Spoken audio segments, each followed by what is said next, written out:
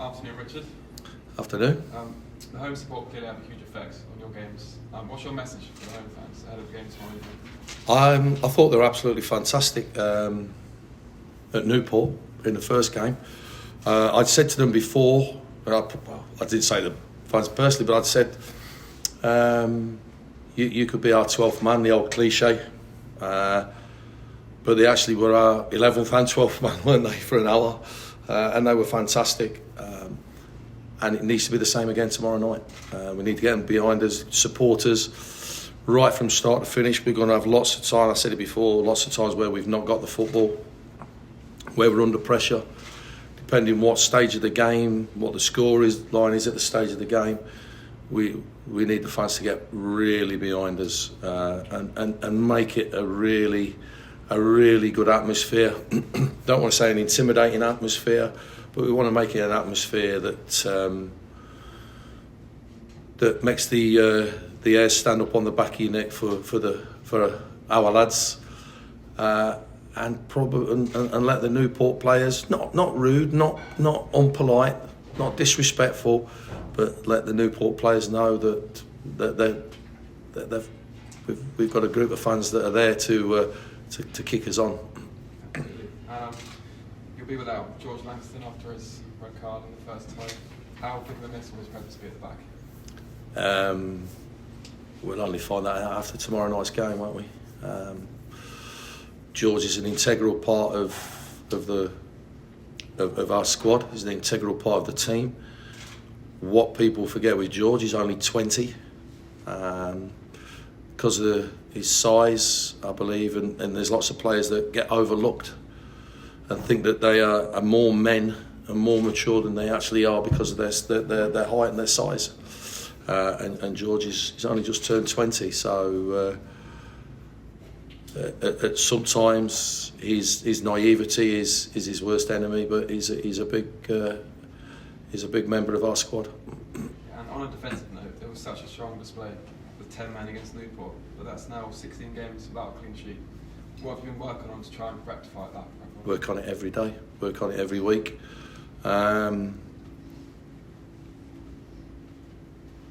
We play a way that we are exposed at times. And I've said that before, I've said it publicly, the way we play.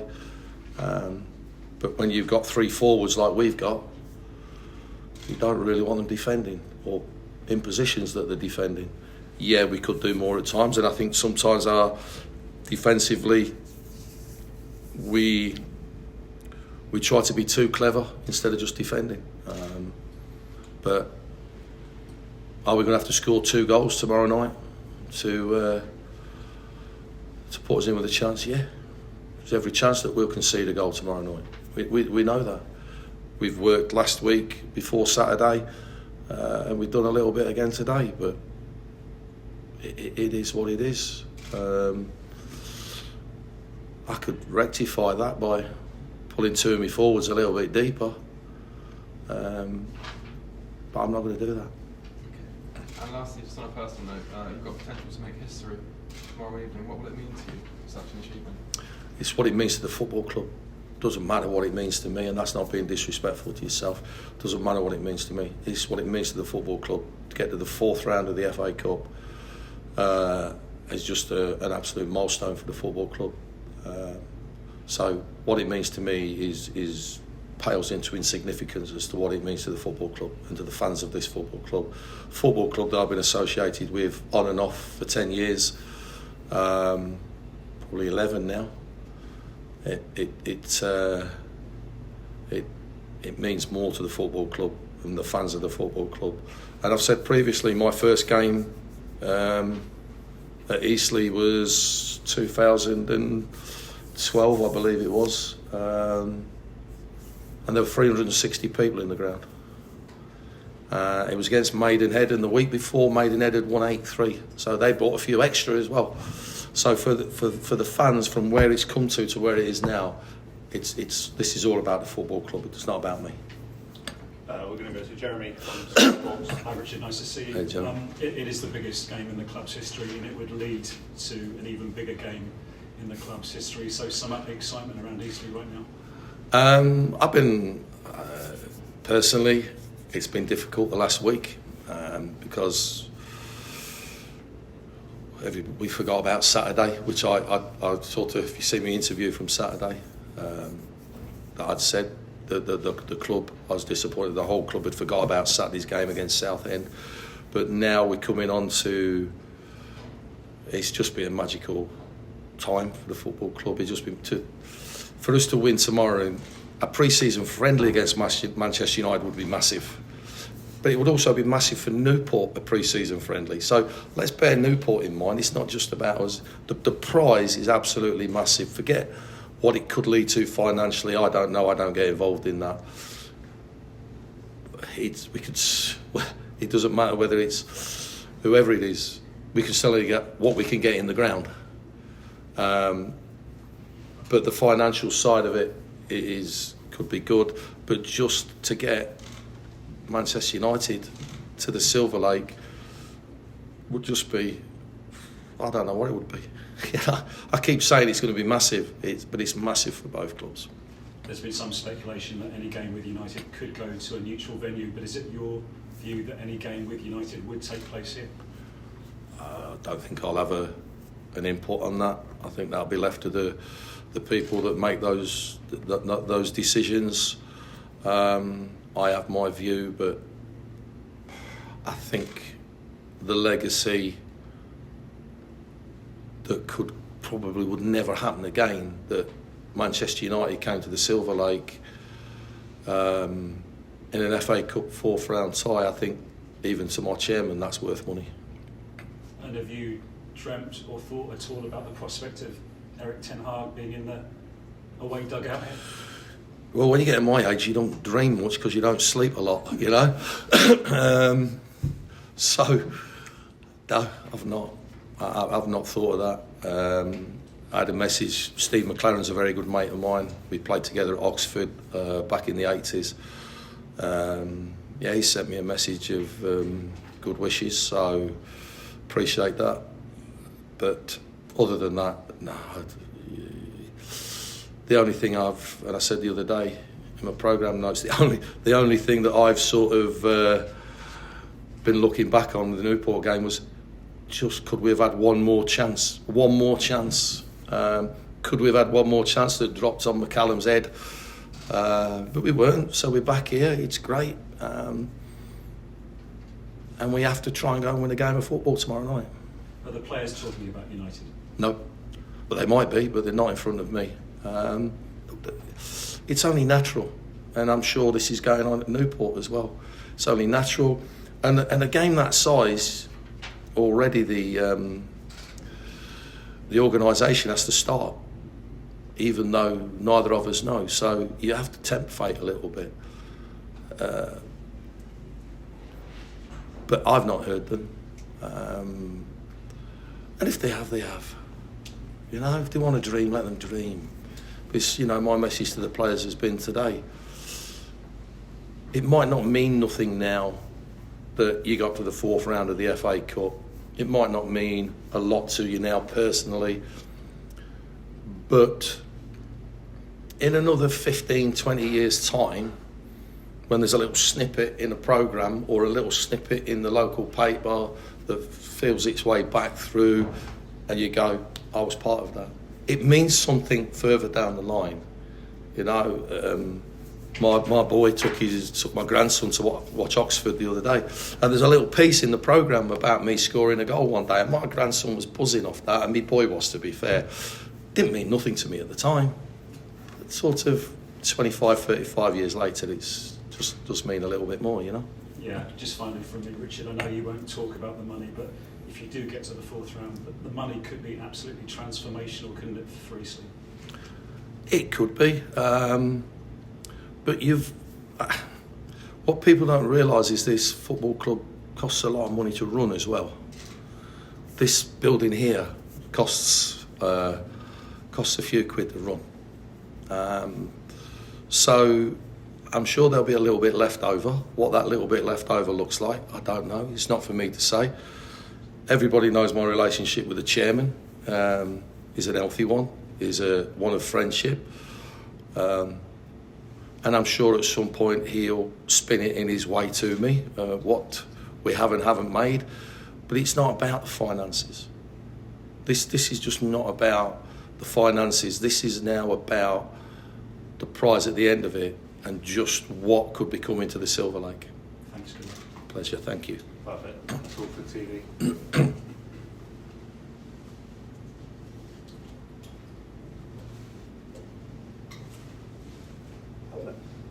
We're going to go to sort of written and radio.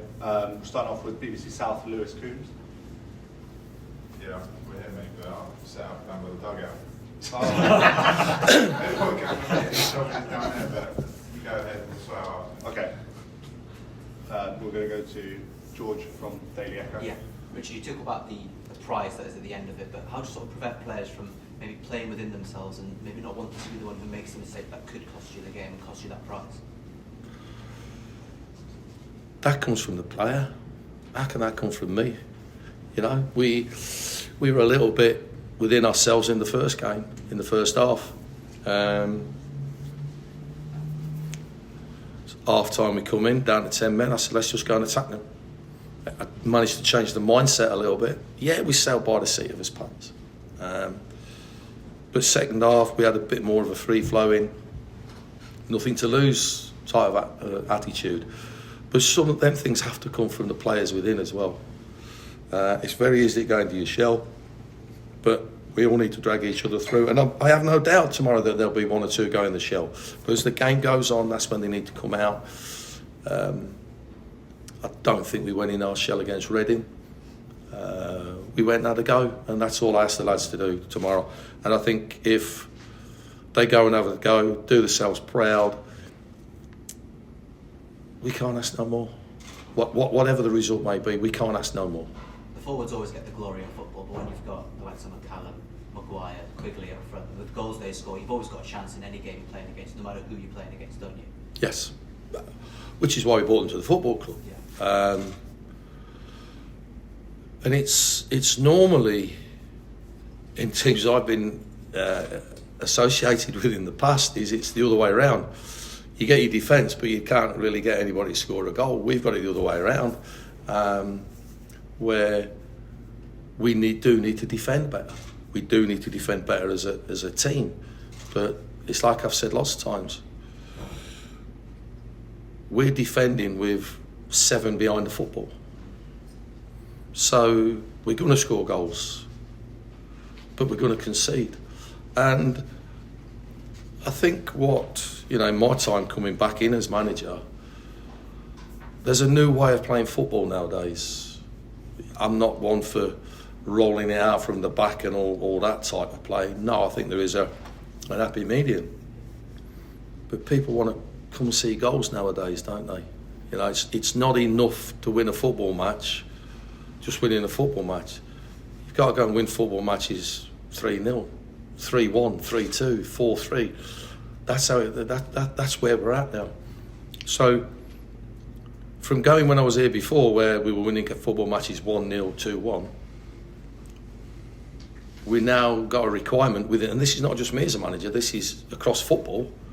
Everybody wants to see total football, scoring lots of goals, but when you can see goals, it becomes an issue. Now, I blame Pep Guardiola, me. Newport, I think they're unbeaten in 5. What have you made of them and the problems they could cause you? Their best part of their team is their front three, without any shadow of a doubt. We've seen that in the first game. And that's what I said before the first game. The best part of their team is their front three. The best part of our team is the front three. It wouldn't have surprised me if it had finished 0-0. We've seen quite a lot of goals, with a lot of goals is indirect. Do you reckon it could be another case of that? We'll see. You won't get me making any sort of what I think the game's going to be. It'll be what it'll be. And there's going to be a lot of decision making tomorrow night, because like every football match, if we're winning this football match with 10 minutes to go, we'll be camped on our 18-yard box. It's just natural. if we're losing 1-0 with 10 minutes to go, we'll be camped on the edge of their 18-yard box. That's just the psychology of the players. That's just the psyche. And then that's when you start as a manager having to make decisions, having to tactically make decisions. But sometimes the best decision is not to make a decision and just let the lads that are up with the pace of the game, just let them see it out. Thank you. Tom, also from the Daily Echo. Yeah, with such an important game last Saturday, and now another important game, obviously. Has everyone managed to come through unscathed from Saturday? Yeah. Turnaround. Yeah, everybody's fine. You wouldn't have thought it was an important game last Saturday, would you? Because everybody had forgot about it. Everybody was looking forward to Tuesday, which, like I've said previously, I understand that. But because of the result Saturday, it's now become an important game because we got beat. If we'd have won Saturday, you wouldn't have even asked me that question. But everybody's come through Saturday, everybody's fine, yeah. Okay, and how much are you enjoying like the national coverage? So people are talking about Paul McCallum's brilliant goal record, the resilience shown against Reading, and also the Newport first game, the resilience shown again. How much are you enjoying the coverage and the national attention you're getting? Me, personally, no. It's not my thing. Sorry, no disrespect to you guys. This is not my thing. I'm not actually a very good public speaker. I actually don't speak eloquently enough. But for the football club and the players, it's fantastic. Absolutely fantastic for them. And they should lap it up.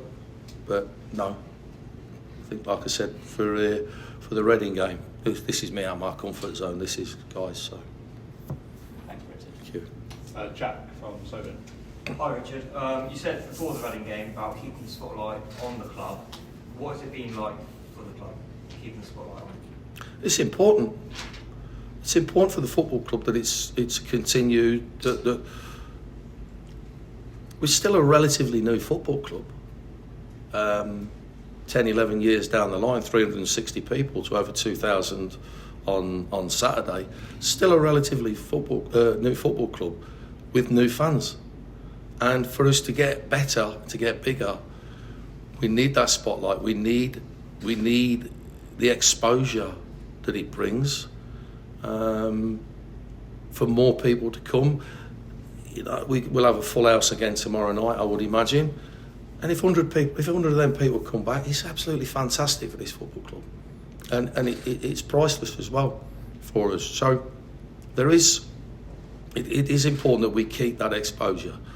But whatever the score tomorrow night, not to put a downer on it, lads, but whatever the score tomorrow night, win or lose, we're out the FA Cup. That's the cold hard facts of it. Because I'm not going to be one of these people. I hear it over the years, managers coming out when they're playing, I don't know, Newcastle for a lower league or whatever. Yeah, we'll go and beat them. We ain't beating Manchester United. Let's get it straight. We ain't. But whatever the result, win or lose tomorrow night, we're out the FA Cup. But the exposure's still going to be there for another couple of weeks, and that'll be absolutely fantastic for this football club.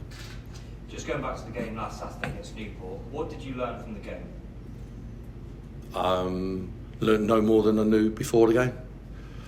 We'd done our work on them. We know their players. I'd done a lot of work on them in the week previously, and what they gave us is what I expected.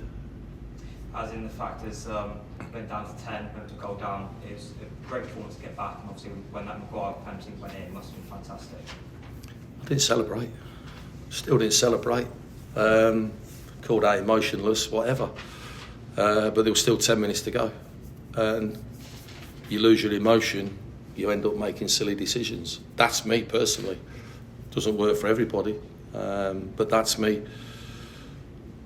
But I've said to lots of times, and this is again only me, lots of people sit in front of you guys and say this, how it should be. This is my opinion, and solely my opinion. I've said it lots of times. You can only lose a football match once. You can't lose it twice. You can only lose it once. And at that point, we were 1-0 down. So we had to go caution to the wind. We had to go and attack. We had to go and defend with 4 while they're attacking us with 5. We had to pick bits up, and we had to go and be good once we got in the other half. And we had a 15-minute spell where we were a little bit unfortunate not to have scored previously, but we had that little spell where we deserved what we got. I think there was a lot of the game where, and this is a thing now for me, where I don't think my forwards get the rub of the green that they should get. I don't think they did in that game. I think because we've got two lads who are 6'2" as forwards, I think it's easy for referees to give free kicks against them when they're not actually fouling and they're being fouled. I think it's easy for refs to do that.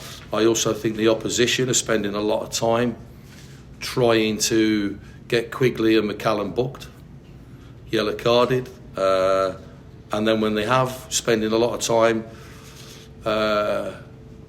sort of falling over, trying to get them another yellow card. And I think that's the tactic clubs or the teams are using against us now. And I think in the first game there were a lot of decisions made against our forwards that I was a little bit disappointed with. And I do think that's the case. You've seen it on Saturday as well, that every time Quigley's going near the ball, big strong centre-halves who are meant to be strong centre-halves are falling on the floor trying to get him. But I'm not asking Quigley to play any different. I'm not asking McCallum to play any different. And I sometimes, even against the first game against Newport, Maguire never got the free kicks he deserved. And for me, we need that. We need to be in a position where our forwards are allowed to play, and the opposition are not falling over trying to get them yellow carded, but that falls down onto the referee. That's all from me. Thank you. Matthew from Solent. You've competed in some big fixtures so far, not just as a manager, but in backroom positions at various clubs as a player. How does this compare, and could this potentially be the biggest moment of your football career so far? I think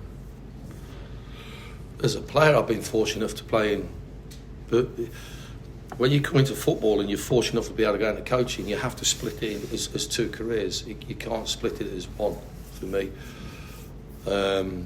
Playing in the semi-finals of the Milk Cup, I think it was at the time, that was quite an achievement, although we got beat. But yeah, playing in the semi-final of that. Going to the quarter-finals of the FA Cup with Tranmere when I was the assistant. But as the assistant, you don't tend to get the accolades, the manager does. But we going to the quarter-final when we'd have been a third-tier team, League One team, with Brian. So that was pretty high. But as a manager, yeah, I think this is the one. This is a massive game, and it's a massive game for Graham as well. You've mentioned the importance of having the home fans at the Silver Lake tomorrow. How important is it as well that you give them something back and something that keeps them coming back?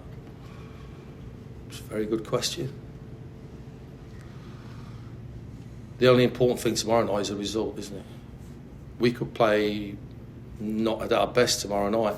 We could play if we play like we did Saturday and win, I think we'd all accept that. But if we play like we did Saturday, we'll probably be at the FA Cup by half time. Tomorrow's all about the result. So while we want to go and play free-flowing football and score 2 or 3 goals, you have to remember there's one fundamental flaw in football. The other team can put as many players on the pitch as you can, and they're also trying to beat you at the same time.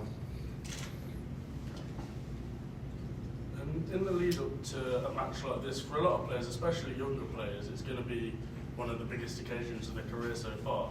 What's the mood and the morale like in the dressing room going into it? Brilliant. Lads were great this morning. It was important that we come in with, I said to the lads after the game Saturday, it's important you come in Monday, smile on your face, ready to go to work. And it was important that we just lowered it a little bit, let them relax, have a training session, informative as we did, but parts of that being where they're relaxed and be able to be themselves.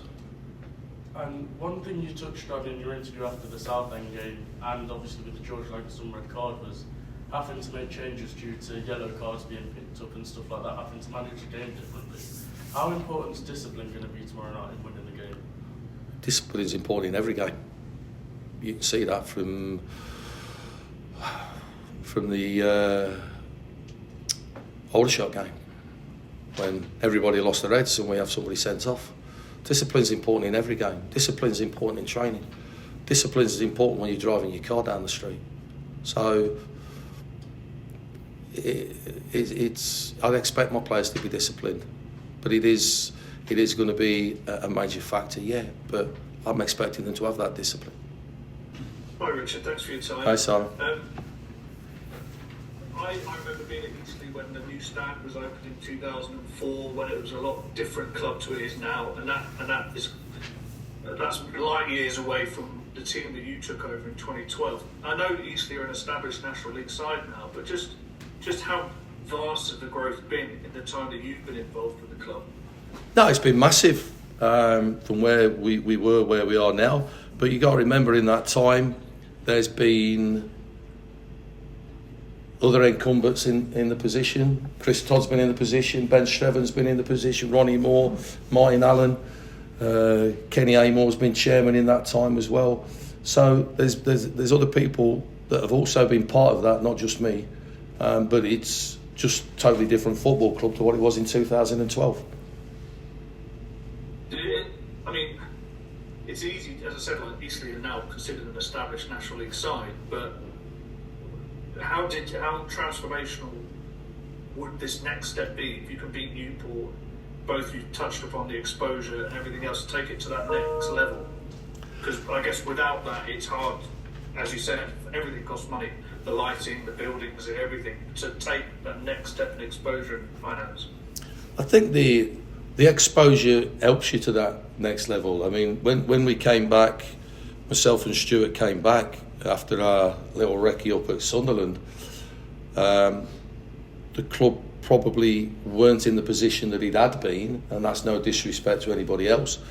So when we were looking at bringing players in and signing players, the players we actually wanted at that point didn't really take you serious.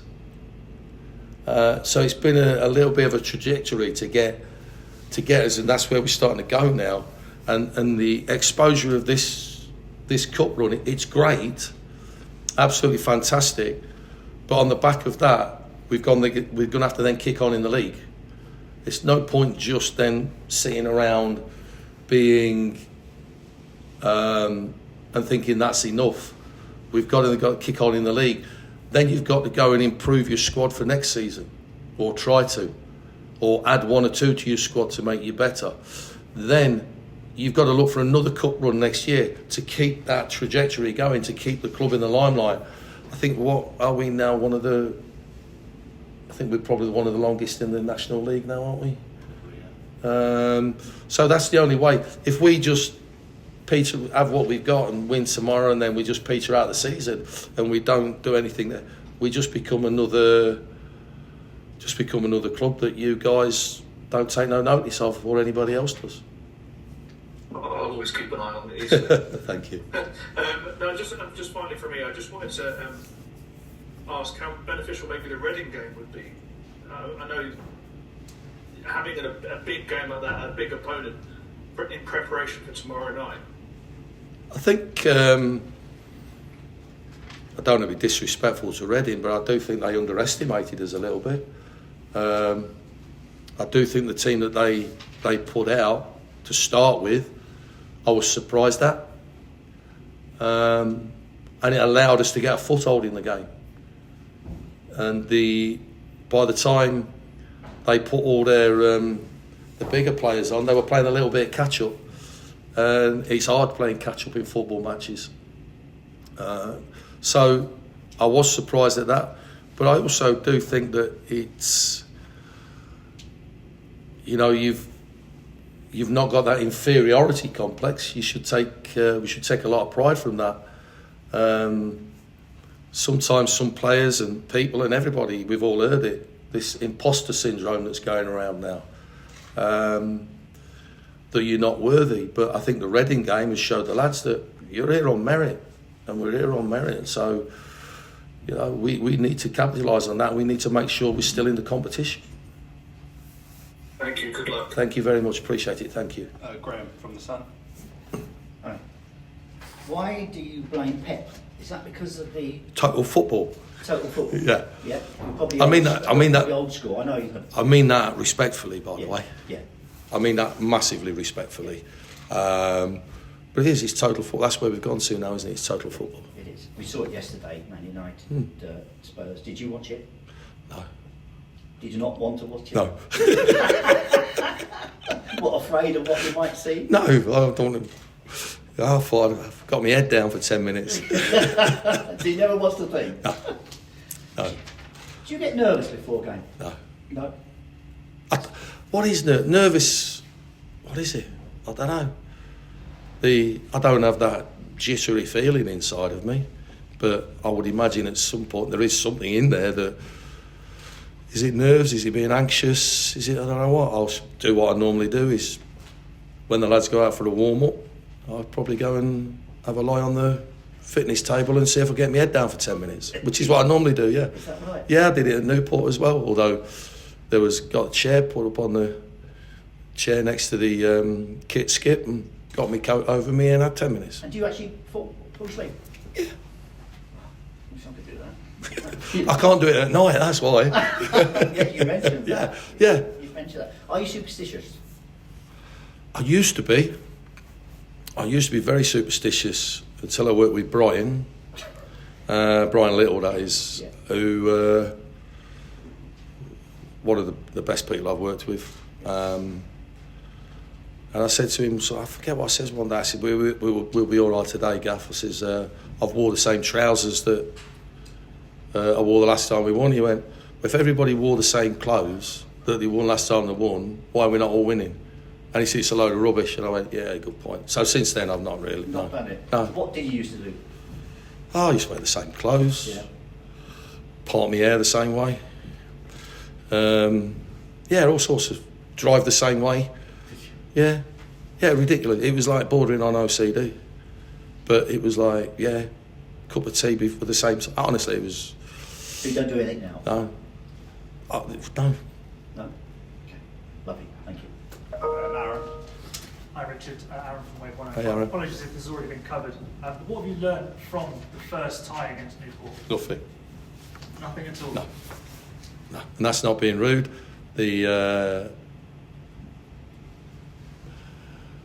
Everything that happened in the first leg, what Newport did was what I expected. Was pretty much the way they played. The front three are the best part of their team.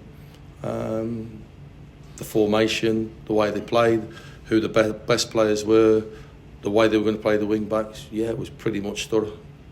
And where do you think Eastleigh can hurt Newport tomorrow night? See on the night. That's for me to know. And I shall watch their games back again. But I said right before the first game that it would be a harder game than Reading, and it was a harder game. And tomorrow will still be a harder game than Reading.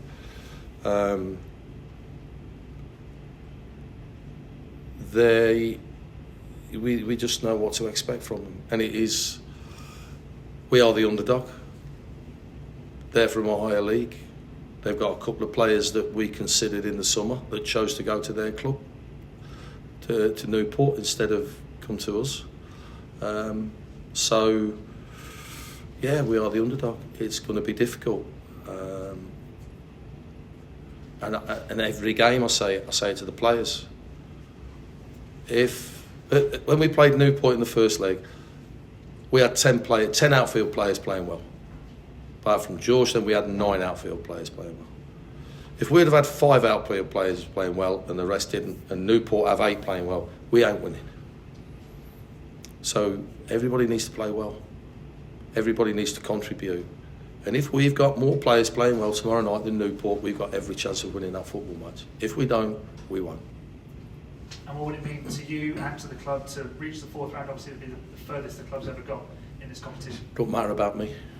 It's all about the football club. and it'll be massive for the football club. It'll be massive for the fans, and just the prize at the end of it for fans that have been supporting this football club for 25, 30 years, when it was Swaveling or whoever, probably longer than that, Swaveling.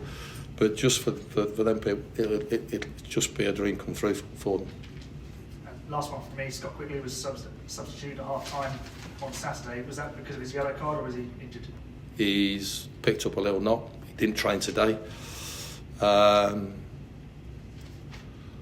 So yeah, we'll see what happens tomorrow night. Tomorrow night might come a little bit too soon for him, but we'll see. Thank you very much. Thank you. Perfect. Just finally, we'll go to John from the Mirror. Hello, Richard. I just if you don't mind, can I just ask you one more on sort of potentially keeping the game at home should you go through? I mean, you know, you're looking forward to a game tomorrow night where you know the atmosphere is going to be all important, is going to be magical, isn't it? So how important is it, you know, that basically not just tomorrow night, but if you were to get through, you'd keep that game at home? You're talking about the legacy and the memories, and that would be one of those classic FA Cup occasions, wouldn't it? It'd be unbelievable, wouldn't it? But I don't make those decisions. I'm in a unique position of being, I still think I'm director of football. I still think I'm a director of the club, and currently the manager of the club. So, but when decisions like that come along, they're completely out of my hands, and I'll just go with what's decided. And if it's decided, if we are successful tomorrow, if it's decided that the game should be moved, then I have to accept that. But like I said, I'm sure, knowing Stuart, that any remote chance that it can be played here, at the potential of a loss of revenue because of the amount of people that we could get in the ground, you've got to remember that'll be a massive legacy for him to leave as well. The chairman of the football club, Eastleigh Football Club, got to the fourth round of the FA Cup and got Manchester United to the Silver Lake. Like I said to you, Manchester United in a pre-season friendly would be massive at the Silver Lake.